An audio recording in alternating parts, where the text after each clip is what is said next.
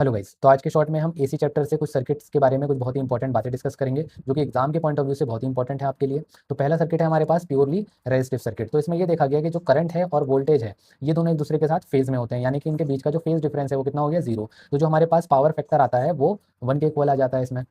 वहीं पर purely inductive circuit में जो फेज डिफरेंस होता है बिटवीन करंट एंड वोल्टेज वो कितना आ रहा है, 90 डिग्री। तो पावर फैक्टर कितना हो गया, जीरो। तो इसे ही हम बोल देते हैं वॉटलेस करंट भी। तो इसमें ध्यान देने वाली बात यह है कि जो वोल्टेज है वो यहाँ पर आपका लीड करता है करंट से बाय 90 डिग्री, एंड वहीं पर जो करंट है वो लैग करता है बाय 90 डिग्री, ठीक है।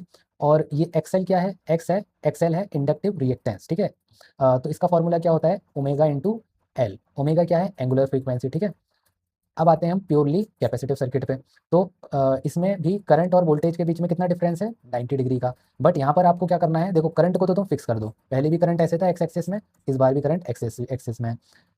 पहले वोल्टेज आपका ऊपर था, इस बार नीचे चला गया, ठीक है।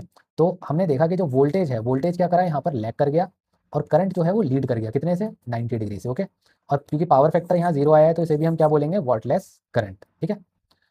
और एक्सी क्या हुआ, एक्सी होता है कैपेसिटिव रिएक्टेंस, इसका फॉर्मूला होता है 1/ओमेगा सी। नेक्स्ट सर्किट है आरएल सर्किट। आरएल सर्किट क्या होता है, ये होता है आपका रेजिस्टेंस और इंडक्टर जब आपके सर्किट में अप्लाई किए जाते हैं तो जो फेज डिफरेंस होता है वो बिटवीन 0 एंड 90 डिग्री आता है। रिएक्टेंस का फॉर्मूला ये होता है, क्योंकि यहाँ कैपेसिटर है ही नहीं तो यहाँ पर कैपेसिटिव रिएक्टेंस होगी नहीं, तो आपके पास बचे क्या, ये दो टर्म। आरसी सर्किट में -90 और 0 के बीच में फाई की वैल्यू होती है, ठीक है। तो क्योंकि इसमें इंडक्टर नहीं है तो यहाँ पर एक्सएल की वैल्यू 0 हो जाएगी, तो आपके पास क्या बचा, ये टर्म बची, ठीक है।